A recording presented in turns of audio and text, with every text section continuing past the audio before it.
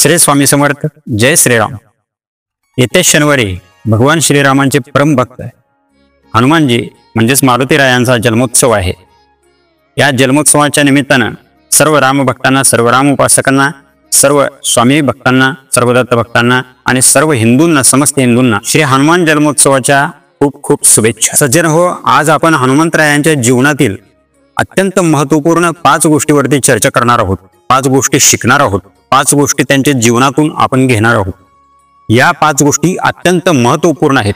कोणासाठी महत्त्वपूर्ण आहेत असा जर प्रश्न तुम्हाला पडत असेल तर जे लोक साधना करतात, जे लोक उपासना करत आहेत, जे लोक भक्ती करत आहेत, जे लोक आध्यात्मिक मार्गावरती प्रवास करत आहेत, त्या प्रत्येकासाठी ह्या 5 गोष्टी अत्यंत महत्त्वपूर्ण ठरणार आहेत. आजचा हा व्हिडिओ प्रत्येक भक्तासाठी, भाविकासाठी, प्रत्येक सज्जन व्यक्तीसाठी अत्यंत महत्त्वपूर्ण आहे.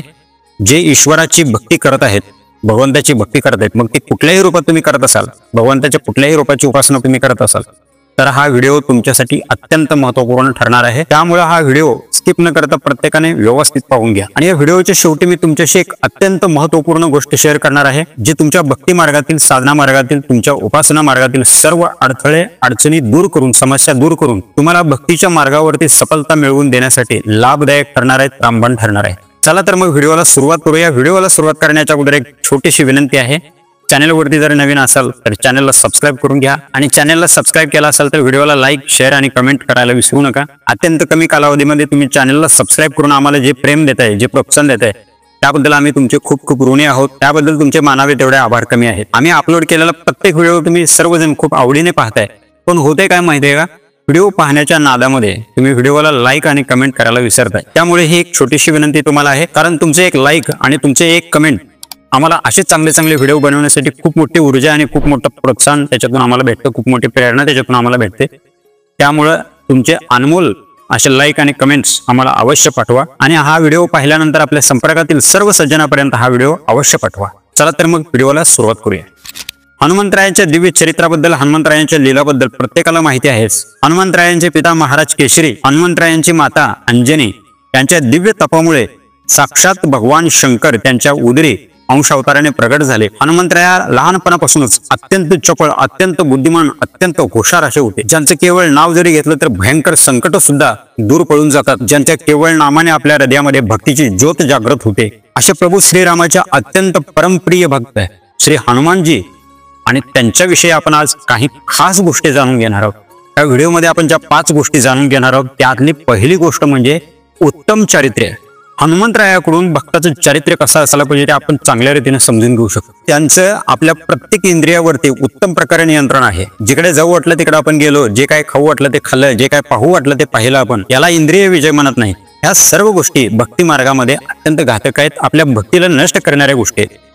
काय करायला पाहिजे, काय करायला नको, कुठे जायला पाहिजे, कुठे जायला नको, काय पाहायला पाहिजे, काय पाहायला नको, काय खायला पाहिजे, काय खायला नको, ह्या सर्व गोष्टींचा विवेक जो बाळगतो तो भक्ती मार्गामध्ये खूप लवकर सफल होतो.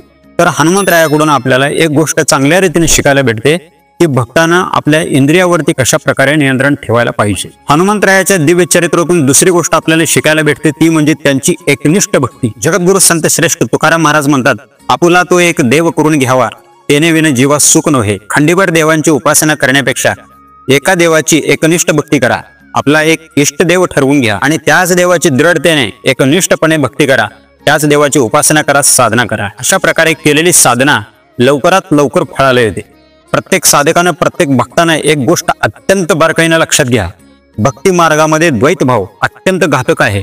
जर तुमच्या मनामध्ये असा विचार येत असेल की कोणता देव मोठा आहे, मी स्वामी महाराजांची भक्ती करू की दत्त महाराजांची भक्ती करू, मी विठ्ठलाची भक्ती करू की ज्ञानेश्वर महाराजांची भक्ती करू, साईबाबांची भक्ती करू की गजानन महाराजांची भक्ती करू, गोंदवलेकर महाराजांची भक्ती करू की आणखी कुठल्या संतांची भक्ती करू, श्रीरामांची भक्ती करू की भगवान शंकराची भक्ती करू, असे जर प्रश्न तुमच्या मनामध्ये येत असेल आणि देवादेवामध्ये जर तुम्हाला अंतर्भेद दिसत असेल तर तुमची भक्ती कधीही सफल होणार नाही. अशा प्रकारे केलेली भक्ती कुठल्याही ईश्वराला मान्य नाही, स्वीकार नाही. अशा प्रकारे जर तुम्ही भक्ती करत असाल तर त्या भक्तीतून तुम्हाला काहीही प्राप्त होणार. तुमच्या मनामध्ये असा विचार आहे सर्व देव एकच आहेत, द्वैतभाव बाळगायचा नाही. सर्व देव एकच आहेत तर मग सगळ्याच देवाची आम्ही पूजा करू शकतो का, भक्ती करू शकतो का, उपासना करू शकतो का, किंवा सगळ्याच देवाची साधना आम्ही करू शकतो का? तर असं केल्यानं कुठल्याही देवाची साधना व भक्ती पूर्णत्वाला जाणार नाही किंवा कुठलेही देव तुमच्यावरती प्रसन्न होणार नाही. भगवंत एकच आहेत त्यांची रूपं वेगवेगळी आहेत. तुम्ही जर भगवंताला त्यांच्या प्रत्येक रूपामध्ये जर हात माराल तर ते कुठल्याही रूपामध्ये तुम्हाला भेटणार नाही. त्यामुळं आपला एक देव करून घ्या, आपला एक इष्ट देव बनवा आणि त्या देवाची उपासना करा, त्या देवाची भक्ती करा आणि त्याच एका देवामध्ये सर्व देवांचं दर्शन तुम्हाला व्हायला पाहिजे. 33 कोटी देवांना भजण्याची गरज नाही तुम्हाला. तुम्ही 33 कोटी देवांना जर स्वामींची भक्ती करत असाल तर स्वामीमध्ये तुम्हाला सर्व देव दिसणं गरजेचं आहे. साईंची भक्ती करत असाल तर साईमध्ये सगळे देव तुम्हाला दिसणं गरजेचं आहे. गजानन महाराजांची भक्ती करत असाल, गोंदिवलेकर महाराजांची भक्ती करत असाल, श्रीरामांची भक्ती करत असाल, श्रीकृष्णाची भक्ती करत असाल, भगवान शंकराची भक्ती करत असाल किंवा आदिमाया जगदंबेची तुम्ही भक्ती करत असाल तर त्याच रूपामध्ये तुम्हाला इतर सर्व देवांचं दर्शन होणं गरजेचं आहे. आपल्या इष्टदेवामध्ये सर्व देवांना पाहणं ही एकनिष्ठ भक्ती आहे. आणि आपलं एक देव न बनवता, एक इष्टदेव न बनवता हजारो देवांची, लाखो देवांची जर आपण उपासना करत असू तर ती उपासना कधीही सफल होणार नाही, ती भक्ती कधीही सफल होणार. म्हणून तुकाराम महाराजांनी सांगितलेलं आहे, आपला तो एक देव करून घ्यावा तेने विन जीवा सुखन. शास्त्रामध्ये एक गोष्ट सांगितलेलं आहे, एक साधे सब सदे, सब साधे सब जाय. जर तुम्ही एकनिष्ठपणे एका देवाची उपासना केलात तर सर्व देवांची कृपा तुमच्यावरती होते, सर्व ग्रहांची कृपा तुमच्यावरती होते. पण तुम्ही जर एक देव न बनवता हजार देवांची उपासना करत असाल तर कुठलाही एकही देव तुमच्यावरती प्रसन्न होणार नाही. द्वापर युगामध्ये हनुमंतरायांची आणि भगवान श्रीकृष्णाची ज्यावेळेस भेट झालेली होती त्यावेळेस भगवान श्रीकृष्णाला हनुमंतराया म्हणतात की मला त्या रूपामध्ये तुम्ही दर्शन द्या परत एकदा. ज्या रूपामध्ये मी तुमची सेवा केलेली होती, ज्या रूपामध्ये मी तुमची भक्ती करतोय आज पण, त्या रूपामध्ये मला तुम्ही दर्शन. तर हनुमंतरायाकडून आपल्याला एकच गोष्ट शिकायला भेटते की आपण भगवंताच्या ज्या रूपाची उपासना करत आहोत त्याच रूपाची उपासना एकनिष्ठपणे करायची आपल्याला. तिसरी गोष्ट हनुमंतरायाकडून आपल्याला शिकायला भेटते ती म्हणजे पूर्ण समर्पित होऊन आपल्या स्वामींची सेवा आपण कशी करायची. हनुमंतरायासारखा आपल्या स्वामींची दक्षतेने आणि तत्परतेने सेवा करणारा दुसरा सेवक आजपर्यंत कुणी झाला नाही. रामायणामध्ये असे संवाद येतात, राम काज बिन कहा विश्रामा. म्हणजे जोपर्यंत आपल्या स्वामींचं कार्य पूर्णत्वाला जात नाही, आपल्या स्वामींचं कार्य पूर्ण होत नाही, तोपर्यंत मला विश्राम कसला आणि विश्रांती कसली. हनुमंतरायाकडून एक गोष्ट आपण ही शिकायला पाहिजे की आपल्या स्वामींची सेवा करत असताना आपण किती तत्पर आणि किती दक्ष असायला पाहिजे. हनुमंतरायाकडून चौथी गोष्ट आपण शिकणार आहोत ती म्हणजे भक्ताचं आपल्या भगवंतावरती कसं प्रेम असायला पाहिजे. आपल्या भगवंताबद्दल भक्ताच्या मनामध्ये काय भावना असायला पाहिजे. तर भक्ताचं भगवंतावरती कसं प्रेम असतं किंवा किती पराकाष्ठेचं प्रेम असतं याचं एक छोटंसं उदाहरण तुम्हाला देतो मी. सीतामाता एकदा शृंगार करत असताना हनुमानजींनी पाहिलं की सीतामाता आपल्या भांगेमध्ये सिंदूर भरत आहे. तर हनुमंतांनी जाऊन सीतामातेला विचारलं की माता तुम्ही भांगेमध्ये सिंदूर कशासाठी भरताय. तर सीतामातेने उत्तर दिलं की हनुमंता, हे भांगेमध्ये सिंदूर भरल्यामुळे ना माझ्या स्वामींचं रक्षण होतं, माझ्या स्वामींचं आयुष्य वाढतं, त्यांचं आरोग्य चांगलं राहतं आणि त्यांच्या उत्तम आरोग्यासाठी आणि दीर्घ आयुष्यासाठी मी हे भांगेमध्ये माझे सिंदूर भरते. हे उत्तर ऐकल्यानंतर हनुमंतराया तिथून निघून गेले आणि नंतर दरबार भरला. दरबारामध्ये सर्वजण येऊन पोहोचले आणि त्या ठिकाणी हनुमंतराया आले. हनुमंतरायाकडे बघून सगळ्या सभेतील लोक, दरबारातील लोक हसायला लागले, कारण हनुमंतरायाने आपल्या पूर्ण शरीराला शेंदूर लावून घेतलेलं होतं. आणि हनुमंतरायाचं ते रूप पाहिल्यानंतर सीतामातेने हनुमंतरायाला विचारलं की हनुमंता, या अंगाला तुम्ही काय लावून घेतलेलं. त्यावेळेस हनुमंतरायाने जे उत्तर दिलेलं आहे ते उत्तर ऐकल्यानंतर आपल्या लक्षात येईल की भक्ताच्या मनामध्ये भगवंताबद्दल काय भावना असतात किंवा काय भावना असायला पाहिजे. त्यावेळेस हनुमंतरायाने उत्तर दिलं की माता, तुम्ही भांगेमध्ये एवढंसं सिंदूर लावून घेतल्यानंतर जर माझ्या प्रभू श्रीरामांचं आयुष्य वाढत असेल, आरोग्य उत्तम राहत असेल, दीर्घायुष्य माझ्या रामाला प्राप्त होत असेल, माझ्या स्वामीचं आयुष्य खूप खूप वाढावं, माझ्या स्वामींना कसलाही चुकूनही त्रास व्हायला नको, माझ्या स्वामींचं आयुष्य, माझ्या स्वामींचं आरोग्य अखंड अबाधित राहावं, यासाठी मी पूर्ण माझ्या शरीराला सिंदूर लावून घेतलेला आहे. आणि हे उत्तर ऐकल्यानंतर प्रभू श्रीराम ही घहीवरून गेले आणि प्रभू श्रीरामाने हनुमंताला भाव विभोर होऊन मिठी मारली आणि त्याच वेळेपासून हनुमंतरायाला शेंदूर लावण्याची परंपरा सुरू झाली. तर भक्ताच्या मनामध्ये आपल्या इष्टदेवाप्रती, आपल्या भगवंताप्रती कसे भाव असायला पाहिजे, किती पराकाष्ठेचं प्रेम असायला पाहिजे, किती पराकाष्ठेची भावना असायला पाहिजे, हे आपण हनुमंतरायाकडून शिकू शकतो.